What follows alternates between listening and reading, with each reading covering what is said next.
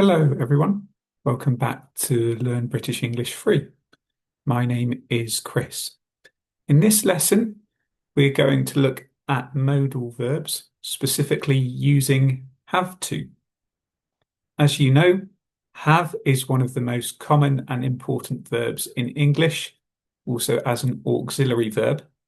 This time, we combine it with to make have to, as in I have to do something. It's an obligation.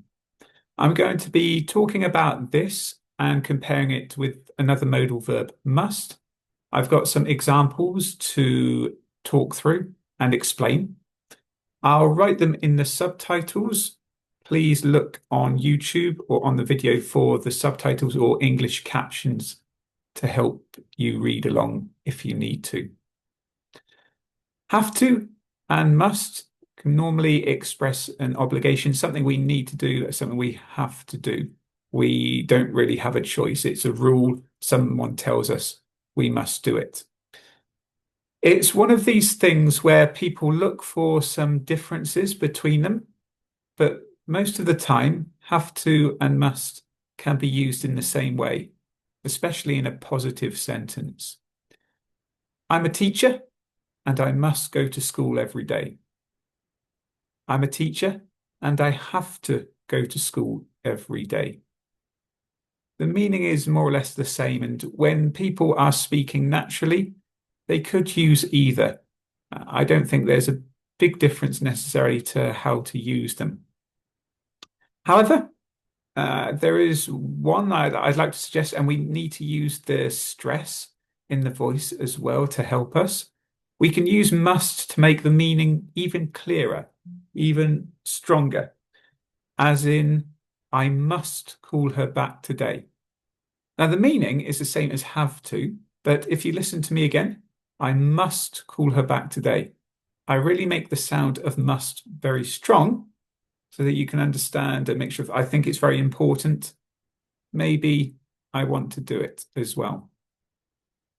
Another suggestion for how we can use must in a slightly different way comes from one of my favorite books, English Grammar in Use by Raymond Murphy, and it's in Unit 31 in the version that I have. So look at Unit 31 for more details of have to and must.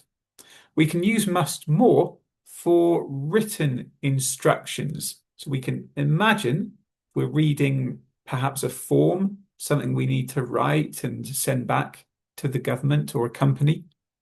They would write on that, you must return this form by 31 August 2025.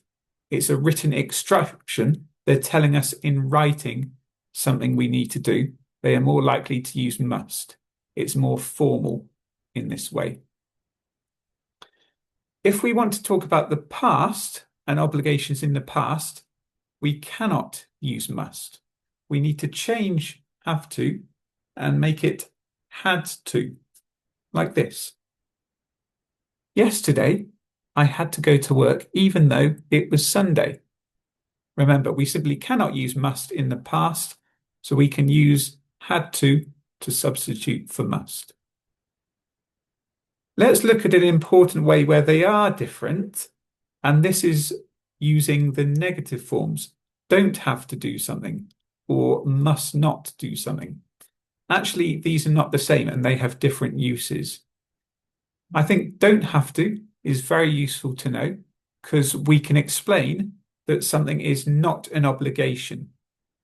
Here's the example. I don't have to go out tonight.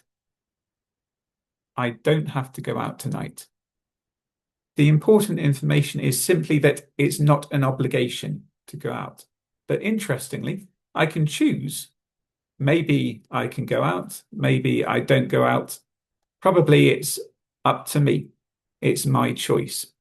The only thing we know is that it's not an obligation for me to go out. If we use must not, I must not go out tonight. It means I cannot go out. I'm not allowed to go out. So I must stay at home tonight. Must not means that there's an obligation not to do something. therefore don't have to do something, and must not do something are very different. And that concludes the main material for what I wanted to cover in this lesson. Thank you very much for watching. Do you have any questions about have to and must or other things? Please do write, share some other examples, anything you want to. If you can comment on YouTube, I will reply soon.